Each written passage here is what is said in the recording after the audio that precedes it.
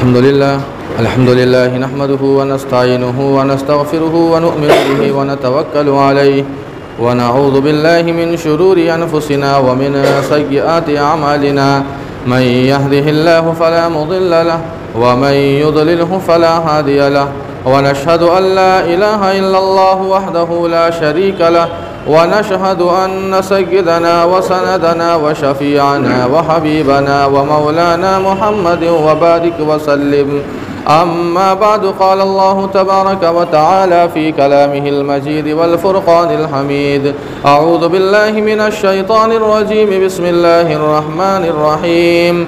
طه ما أنزلنا عليك القرآن لتشقى إلا تذكرة لمن يخشى تنزيلا ممن خلق الأرض والسماوات العلى الرحمن على العرش استوى له ما في السماوات وما في الأرض وما بينهما وما تحت الثرى. صدق الله مولانا العظيم وصدق رسوله النبي الكريم ونحن على ذلك لمن الشاهدين والشاكرين والحمد لله رب العالمين. محترم حاضرین جمعہ، عزیزان گرامی، نوجوانان اسلام اور دور و دراز سے تشریف لائے ہوئے ہمارے دینی ایمانی بھائیوں، بزرگوں اور دوستوں، کسی بھی تنظیم یا جماعت کو آگے بڑھانے میں بڑی قربانیاں ہوتی ہیں. جب تک انسان قربانی نہیں دیتا ہے تب تک ترقی کے راہیں وہ عبور نہیں کر سکتا ہے. کامیابیاں اگر انسان چاہتا ہے تو اس کے لیے جو شرط اول ہے وہ قربانی ہے، وہ محنت ہے، وہ جد و جہد ہے. انسان جس کام کے لیے جس لائن میں جتنی محنت کرے گا اللہ تعالیٰ اسے اتنی کامیابیاں عطا فرمائیں گے. دنیا میں ہم اور آپ جتنی بھی تنظیمیں، جماعتیں دیکھتے ہیں، ظاہر بات ہے کہ ان تمام تنظیموں اور جماعتوں کے پیچھے ان کے بانیان کی محنت ہوتی ہے، ان کی قربانیاں ہوتی ہیں، ان کے اخلاص ہوتے ہیں، تب جا کر وہ پھلتا اور پھولتا ہے. ہم اور آپ جس دین کو مانتے ہیں، یہ دین جو ہم تک پہنچا ہے یہ ایسے ہی نہیں پہنچا ہے. جس دین کو ہم بڑی آسانی سے بیچ دیتے ہیں، جس دین کا ہم بڑی آسانی سے ہم سودا کر لیتے ہیں، یہ دین اتنی آسانی سے ہم تک نہیں پہنچا ہے. ہم اور آپ شروع سے سن رہے ہیں کہ اس دین کی اشاعت اور نشر و اشاعت کے لیے، اس دین کو پھیلانے کے لیے اللہ کے نبی علیہ الصلاۃ والسلام نے اور صحابہ کرام نے کتنی پریشانیاں اٹھائی ہے. مکی زندگی کا تذکرہ اور بیان چل رہا ہے. ہم اور آپ سن رہے ہیں کہ صحابہ کرام نے اپنی جانوں کا نذرانہ پیش کیا. اللہ کے نبی علیہ الصلاۃ والسلام کو کس طرح پریشان کیا گیا، ذہنی اور جسمانیہ ساری پریشانیوں کا سامنا کرنا پڑا. انہیں اپنی جان کی امان کی فکر نہیں تھی، انہیں اپنی جائیداد کی فکر نہیں تھی، انہیں اپنے بال بچوں کی فکر نہیں تھی. اگر فکر تھی تو محض ایک ہی بات کی فکر تھی، اور وہ یہ کہ اللہ کا کلمہ کسی طرح بلند ہو، پوری دنیا میں اللہ کا کلمہ بلند ہو. وہ توحید کا جو نعرہ اللہ کے نبی علیہ الصلاۃ والسلام نے صفا پہاڑی پر چڑھ کر جو سارے عرب کے لوگوں کو سنایا تھا اور پیغام دیا تھا، محض ایک ہی مقصد تھا کہ یہ توحید کا پیغام پوری دنیا میں عام ہو اور پوری دنیا میں محض ایک اللہ کا نام لینے والے رہے. یہی ایک فکر تھی. نتیجہ یہ ہوا کہ اس توحید کی خاطر، اللہ کے اس پیغام کی خاطر صحابہ کرام نے قربانیاں دی ہیں، جانوں کا نذرانہ پیش کیا ہے. پوری مکی زندگی ہم اور آپ سن رہے ہیں، شروع سے تذکرہ چل رہا ہے کس طرح حضرت بلال حبشی رضی اللہ عنہ، حضرت عمار بن یاسر رضی اللہ عنہ، اسی طرح حضرت خباب بن ارد رضی اللہ عنہ، یہ صحابہ کرام جتنے بھی ہیں، ان سارے صحابہ کرام نے قربانیاں پیش کی ہے، جانوں کا نذرانہ پیش کیا، جائیداد کو چھوڑ دیا، ساری چیزوں کی قربانیاں پیش کی ہے، تب جا کر یہ دین صحیح اور سالم ہم تک پہنچا ہے. لیکن ہم اور آپ بڑی آسانی سے اس دین کا سودا کر جاتے ہیں، اپنے ایمان کو بیچ دیتے ہیں. ایسا لگتا ہے کہ اس دین کی کوئی اہمیت ہی نہیں ہے، اس ایمان کی کوئی وقت ہی نہیں ہے جس ایمان کو ہم تک پہنچانے کے لیے اللہ کے نبی علیہ الصلاۃ والسلام نے کتنی راتیں قربانیاں دی ہیں، کتنی گالیاں کھائی ہیں. بڑی آسانی سے ہم اور آپ اس دین کا سودا کر جاتے ہیں. سوچنے کی بات ہے، نبوت کا 5واں سال ہے، بات یہاں چل رہی تھی. اللہ کے نبی علیہ الصلاۃ والسلام نے حبشہ کی طرف ہجرت کرنے کی اجازت دی. 100 سے زائد صحابہ کرام نے ہجرت فرمائی، اور وہاں جب ہجرت کرنے کے بعد صحابہ کرام پہنچتے ہیں، سارا واقعہ جو وہاں کا بادشاہ تھا، شاہ حبشہ، جو مکالمہ ہوا اللہ کے نبی علیہ الصلوۃ والسلام کے چچیرے بھائی حضرت جعفر طیار رضی اللہ عنہ نے ساری باتیں بتلائی، اس کے بعد وہاں پرسکون زندگی صحابہ کرام کو ملتی ہے۔ نبوت کے بعد جو 3 سال ہیں یہ سری دعوت کا زمانہ تھا، چھپ چھپا کر 2 سال 4 اور 5 نبوت کا جو زمانہ ہے، اللہ کے نبی علیہ الصلوۃ والسلام کو جب علل اعلان اجازت ملتی ہے تو میدان میں آتے ہیں اور لوگوں کو دعوت دیتے ہیں۔ اس کے بعد لوگوں کی پریشانیوں کا سامنا کرنا پڑتا ہے۔ نبوت کا 6واں سال آتا ہے اور 7واں سال، یہ 2 سال بہت اہم ہیں، اس لیے کہ اللہ کے نبی علیہ الصلوۃ والسلام کو 2 بڑی کامیابی ملتی ہے۔ اللہ کے نبی علیہ الصلوۃ والسلام کے چچا ہے حضرت حمزہ رضی اللہ عنہ، جو دودھ شریک بھائی بھی ہے، خلیرے بھائی بھی ہے، چچا بھی ہے اور بچپن کے یار بھی ہے، ایک ساتھ میں کھیلنا کودنا اٹھنا بیٹھنا۔ حضرت حمزہ 6 سال بیت گئے، کبھی غور نہیں کیا کہ آخر بھتیجا کہہ کیا رہا ہے، بھتیجا کہنا کیا چاہتا ہے۔ ایک ہی مقصد تھا، تیر کمان اٹھائے اور چل دیے جنگل کی طرف، وہاں شکار کر رہے ہیں۔ کبھی فکر نہیں ہوئی کہ آخر بھتیجے کے پیغام کو سن لے کہ کہنا کیا چاہتا ہے۔ ایک دن جب وہ شکار کر کے آتے ہیں اور جب بھی وہ شکار کر کے آتے تو اترا کر چلتے، شیخی بگھاڑتے۔ 2 باندیاں آپس میں بات کر رہی تھی کہ اگر حمزہ کو یہ پتہ چل جائے کہ ابو جہل نے اس کے بھتیجے کے ساتھ کیا حال کیا ہے تو یہ اترانا چھوڑ دے گا، یہ اترا کر چلنا چھوڑ دے گا۔ یہ بات دونوں باندیوں میں ہو رہی تھی کہ حضرت حمزہ کے کان میں یہ بات سنائی دی۔ حضرت حمزہ دوڑ کر آتے ہیں اور پوچھتے ہیں اس باندی سے کہ آخر معاملہ کیا ہے، تم دونوں آپس میں کیا باتیں کر رہی تھی؟ باندیوں نے کہا کہ آپ کو معلوم نہیں ہے، آپ یہاں اترا کر چل رہے ہیں، آپ شکار میں لگے ہوئے ہیں، اور ابو جہل نے آپ کے بھتیجے محمد کے ساتھ کیا حشر کیا ہے، مار مار کر لہو لہان کر دیا ہے۔ حضرت حمزہ کی وہ غیرت جوش میں آتی ہے اور اس کے بعد وہ تیر کمان اور تلوار لیتے ہیں اور جاتے ہیں خانہ کعبہ کے صحن میں۔ ابو جہل اپنے دوستوں کے ساتھ نشستیں جمائے بیٹھا ہوا تھا، زور سے تلوار مارتے ہیں، خون رسنے لگتا ہے۔ اس کے بعد جو وہ لوگ وہاں موجود تھے انہوں نے کسی طرح اس معاملے کو رفع دفع کیا۔ حضرت حمزہ نے کہا کہ اگر تو میرے بھتیجے کو اس لیے پریشان کرتا ہے کہ وہ ایک اللہ کی دعوت دیتا ہے، ایک کلمے کی دعوت دیتا ہے، تو یاد رکھ آج میں بھی اسی دامن مصطفیٰ سے چمٹنے جا رہا ہوں۔ چنانچہ اللہ کے نبی علیہ الصلوۃ والسلام کو تلاشا۔ اللہ کے نبی علیہ الصلوۃ والسلام خانہ کعبہ کے ایک کونے میں سجدے میں تھے۔ اللہ کے نبی علیہ الصلوۃ والسلام کے پاس پہنچتے ہیں اور ایمان قبول کر لیتے ہیں۔ 6 سال لگ گئے غور و فکر کرتے کرتے۔ نبوت کا 6واں سال ہے یہ۔ حضرت حمزہ رضی اللہ عنہ جو سید الشہداء ہے، اسلام کو اور تھوڑی سی تقویت ملتی ہے۔ حضرت حمزہ رضی اللہ عنہ بڑے بہادر تھے، مکہ کے اندر بڑے بہادر مانے جاتے تھے۔ اللہ کے نبی علیہ الصلوۃ والسلام اور آپ کے ساتھیوں کو مدد ملتی ہے، تقویت ملتی ہے۔ نبوت کا 7واں سال آتا ہے، سب سے بڑی کامیابی یہاں مل رہی ہے۔ ہمارا آپ جانتے ہیں نبوت کا 7واں سال یہ وہی سال ہے جس سال میں خلیفہ ثانی امیر المؤمنین حضرت عمر فاروق رضی اللہ عنہ نے ایمان قبول کیا تھا۔ یہ واقعہ ہم آپ بار بار سن چکے ہیں۔ حضرت عمر فاروق رضی اللہ عنہ نے ارادہ کیا، ننگی تلوار ہاتھ میں لی اور چل دیے کہ آج تو محمد کا کام ختم کر دینا ہے، محمد کا کام تمام کر دینا ہے۔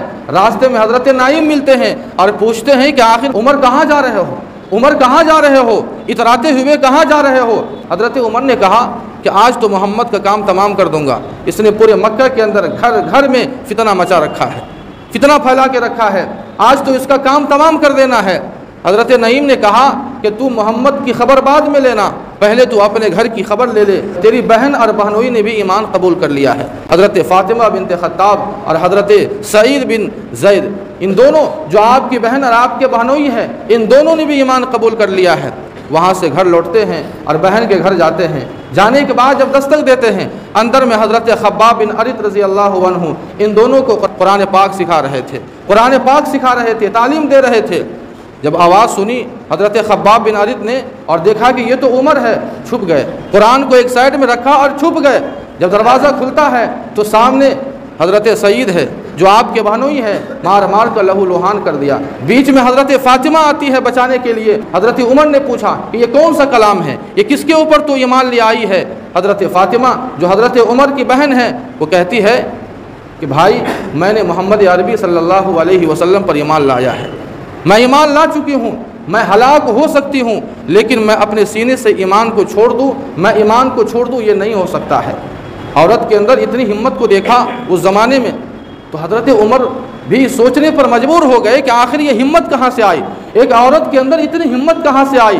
آخر وہ کون سا ایسا کلام ہے، وہ کون سا ایسا کلمہ ہے جس کلمے اور کلام کے اندر اتنی طاقت ہے کہ ایک بہن اپنے بھائی کے سامنے اس طرح سے باتیں کر رہی ہے۔ حضرت عمر فاروق رضی اللہ عنہ نے کہا کہ وہ کلام مجھے دکھاؤ، وہ کتاب مجھے بھی دکھاؤ۔ حضرت فاطمہ نے کہا کہ تو ناپاک ہے، اور ناپاک انسان کو اجازت نہیں ہے کہ وہ اس کلام کو چھو سکے، اس لیے پہلے تو وضو کر۔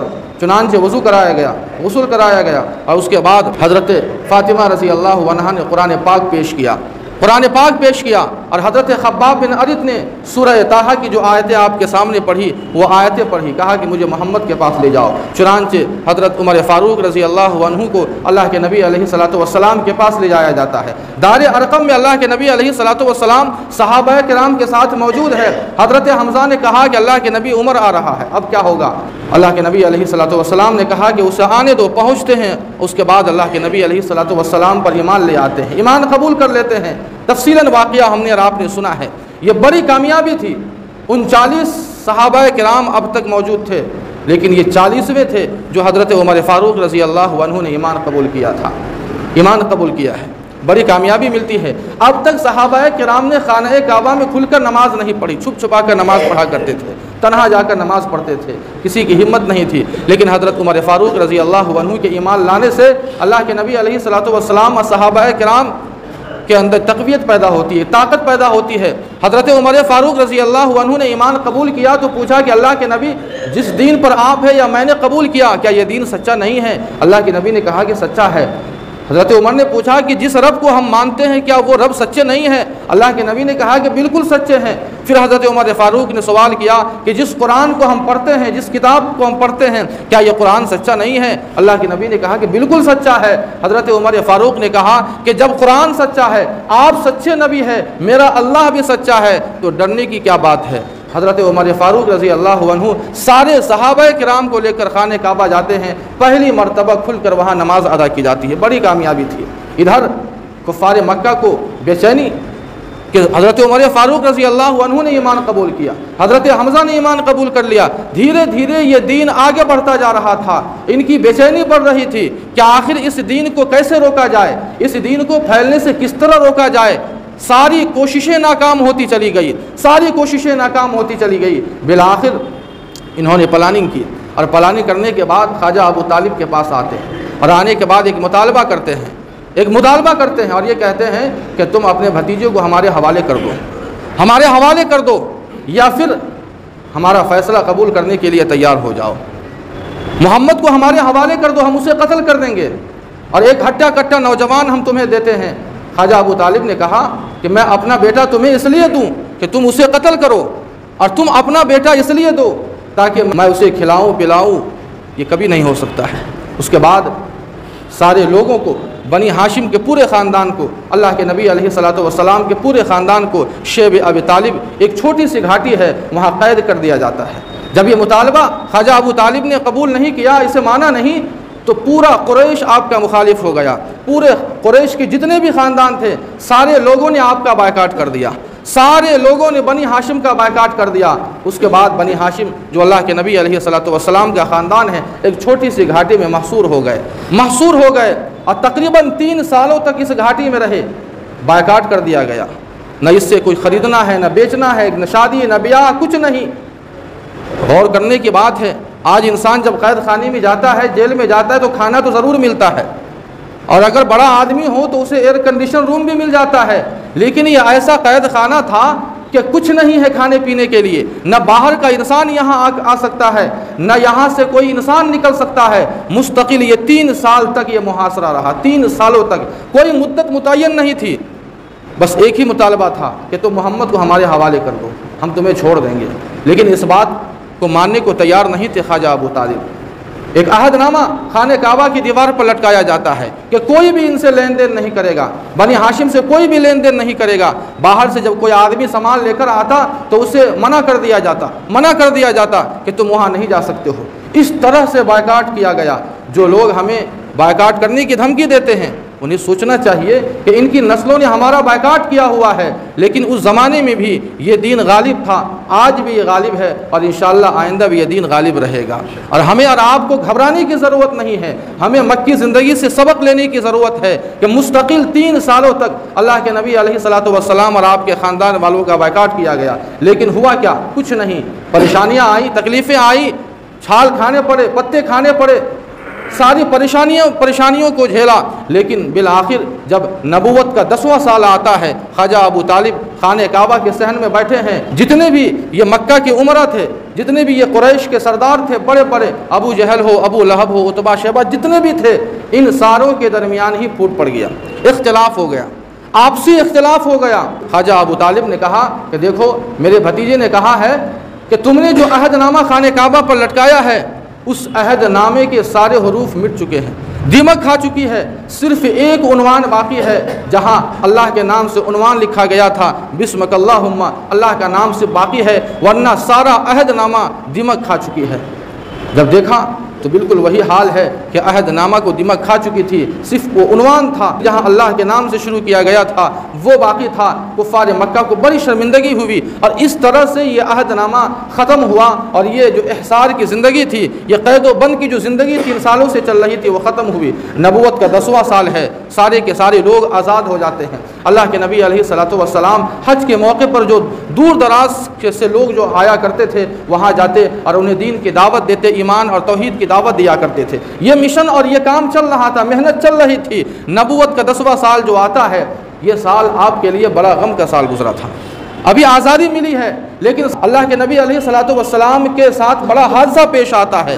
آپ کی پوری زندگی جس نے ساتھ دیا، آپ کی مدد کی، بچپن سے آپ کی پرورش کی، آپ کے مشفق چچا خواجہ ابو طالب کا انتقال ہو جاتا ہے۔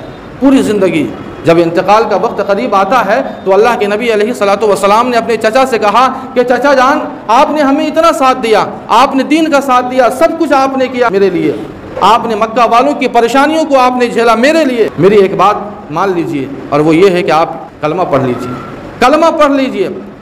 خواجہ ابو طالب کلمہ پڑھنے کا ارادہ کرتے ہیں، لیکن یہ جتنی بھی شیاطین تھے، ابو جہل، ابو لہب، عتبہ، شیبہ، جتنے کو ہم نام لیتے ہیں، یہ سارے کے سارے لوگ آ گئے۔ انہیں معلوم ہوا کہ محمد اپنے چچا ابو طالب کو کلمہ پڑھا رہا ہے، کلمہ پڑھا رہا ہے۔ یہ سارے کے سارے شیاطین آ جاتے ہیں اور کہتے ہیں، خواجہ ابو طالب سے کہتے ہیں کہ ابو طالب، کیا تم موت کے ڈر سے اپنے بھتیجے کا دین قبول کر لو گے؟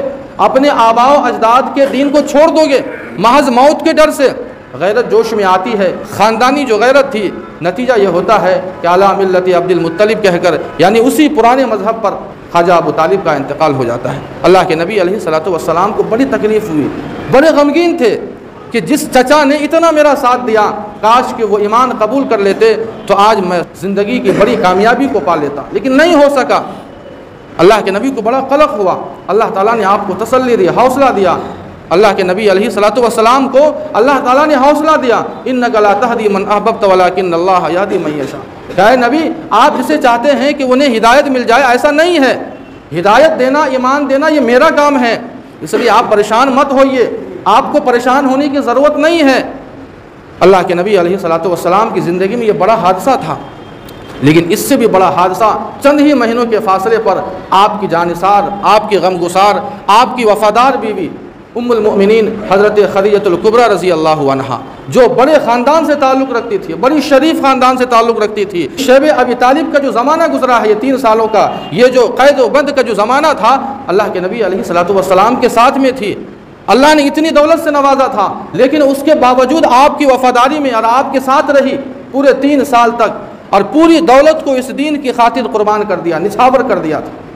اللہ کے نبی علیہ الصلوۃ والسلام کی شریک حیات، رفیق حیات، 6 مہینے کے بعد حضرت خدیجہ الکبریٰ رضی اللہ عنہا کا بھی انتقال ہو جاتا ہے۔ یہ 2 بڑے غم تھے۔ نبوت کا 10واں سال ہے، اللہ کے نبی علیہ الصلوۃ والسلام کی زندگی میں یہ 2 بڑے حادثے پیش آتے ہیں، اسی لیے اللہ کے نبی نے نبوت کے 10ویں سال کو عام الحزن کہا، غم کا سال کہا۔ اللہ کے نبی علیہ الصلوۃ والسلام کو ایک پریشانی تو یہ لاحق ہو گئی کہ جو ظاہری سہارا تھا، چاہے وہ خواجہ ابو طالب چچا کی شکل میں ہو یا ایک جانثار بیوی کی شکل میں ہو، اس سائے سے آپ علیہ الصلوۃ والسلام محروم ہو گئے تھے۔ دوسری پریشانی اس بات کی تھی کہ آپ کے چچا کا انتقال کفر پر ہوا تھا۔ یہ دو پریشانی آپ کو پریشان کر رہی تھی، یہ دو حادثے آپ کو پریشان کر رہے تھے۔ اللہ کے نبی علیہ الصلوۃ والسلام اندر سے ٹوٹے ہوئے تھے، لیکن اپنے مشن سے ہار نہیں مانے، اپنے مشن سے پیچھے نہیں ہٹے۔ اللہ کے نبی علیہ الصلوۃ والسلام اپنے مشن کو لے کر آگے بڑھتے رہے۔ اللہ کے نبی علیہ الصلوۃ والسلام نے پلاننگ کی کہ جب مکہ کے لوگ اس دعوت کو نہیں قبول کرتے ہیں، اس دین اور اس کلمے کو نہیں قبول کرتے ہیں، تو کہیں اور چلا جائے، مکہ سے باہر کہیں اور دیکھا جائے۔ 120 کلومیٹر کے فاصلے پر مکہ سے مشرق کی جانب ایک شہر ہے جس کو طائف کہا جاتا ہے، طائف کہا جاتا ہے۔ وہاں آپ علیہ الصلوۃ والسلام کے کئی رشتہ دار بھی تھے، خاندانی رشتہ بھی تھا وہاں۔ آپ علیہ الصلوۃ والسلام حضرت زید بن حارثہ کو لے کر جاتے ہیں۔ طائف کا واقعہ بڑا المناک واقعہ ہے، آپ کی زندگی کا بڑا دردناک واقعہ ہے۔ کس طرح آپ علیہ الصلوۃ والسلام کو پریشان کیا۔ بنو ثقیف ایک قبیلہ تھا جس کی حکومت تھی، اور وہاں 3 بھائی تھے، عبد یا لیل، مسعود اور حبیب، یہ تینوں بھائی، ان تینوں بھائی کی صدارت تھی، انہی کی حکومت تھی۔ اللہ کے نبی علیہ الصلوۃ والسلام پہنچتے ہیں تینوں کے پاس، لیکن تینوں نے آپ کی شان میں گستاخی کی۔ ایک بھائی نے کہا کہ اچھے آپ کو اللہ نے نبی بنایا، مذاق دیکھیے، اچھے آپ کو اللہ نے نبی بنایا، آپ کو، ہم لوگ اتنی شان و شوکت والے ہیں، مال و دولت والے ہیں، ہم کو اللہ نے نبی نہیں بنایا اور آپ کو نبی بنا کر بھیجا۔ دوسرے نے کہا کہ آپ ہی ملے تھے اللہ کو نبی بنانے کے لیے، اللہ کو آپ ہی ملے تھے، کوئی اور نہیں ملا تھا۔ اور تیسرے نے کہا کہ اگر واقعتاً تو سچا ہے تو تیرے پیغام کو ٹھکرانا ہلاکت سے خالی نہیں ہے، میں تجھ سے بات نہیں کرنا چاہتا ہوں، اور اگر تو جھوٹا ہے تو بات کرنے کے قابل نہیں ہے۔ تینوں نے ٹھکرا دیا۔ عبد یا لیل، مسعود اور حبیب، یہ تینوں بھائی تھے جو سردار تھے، انہوں نے ٹھکرا دیا۔ اللہ کے نبی علیہ الصلوۃ والسلام ابھی بھی نا امید نہیں ہوئے، کہا کہ بڑے لوگ ہیں، مال و دولت والے ہیں، ان کو بعد میں سمجھ آتی ہے، جو پیسے والے ہوتے ہیں بڑی دیر سے سمجھ آتی ہے۔ کہا کہ چلتے ہیں عوام کے اندر۔ 1 ہفتہ مستقل وہاں قیام کیا، لیکن اس کے باوجود لوگوں میں بھی وہاں اللہ کے نبی علیہ الصلوۃ والسلام نے اس دعوت کو پیش کیا، کسی نے بھی آپ کی دعوت کو قبول نہیں کیا۔ جب 1 ہفتہ یا 10 دن مکمل ہوتے ہیں تو حضرت زید بن حارثہ رضی اللہ عنہ کے ہمراہ اللہ کے نبی مکہ واپس آنے لگتے ہیں۔ ان تینوں سرداروں کو معلوم ہوا کہ محمد اب واپس مکہ جا رہا ہے۔ اس پر بس نہیں کیا، ان کم وقتوں نے اوباش اور بدماش لڑکوں کو آپ کے پیچھے لگا دیا، پیسے دے کر، بھاڑے پر خرید کر، کہا کہ جاؤ تم محمد کو پتھر مارو۔ اللہ کے نبی علیہ الصلوۃ والسلام کو پتھروں سے لہو لہان کر دیا گیا، خون بدن سے رس رس کر جوتے میں جمع ہو رہا تھا۔ حضرت زید بن حارثہ آپ کے سامنے آ جایا کرتے تھے۔ عتبہ اور شیبہ ایمان قبول نہیں کیا تھا، چنانچہ ان کا ایک باغ تھا جس کا مالی عداس تھا، عداس نامی وہاں مالی تھا۔ اس باغ کے اندر جاتے ہیں اللہ کے نبی علیہ الصلوۃ والسلام آرام کرنے کے لیے۔ عداس نے دیکھا کہ ایک مسافر ہے جو پریشان ہے، لہو لہان ہے، دوڑ کر آتے ہیں۔ وہ انگور کا باغ تھا، انگور کا خوشہ پیش کیا تو اللہ کے نبی علیہ الصلوۃ والسلام نے اسے تناول فرمایا اور بسم اللہ الرحمن الرحیم پڑھ کر تناول فرمایا۔ عداس حیران ہو گیا کہ آخر یہ کلمہ کون سا ہے، یہ کون سا کلمہ ہے۔ عداس نے پوچھا کہ آپ کا نام کیا ہے؟ کہا کہ میرا نام محمد ہے، میرا نام محمد ہے۔ اللہ کے نبی علیہ الصلوۃ والسلام نے پوچھا کہ تمہارا کیا نام ہے؟ کہا کہ میرا نام عداس ہے۔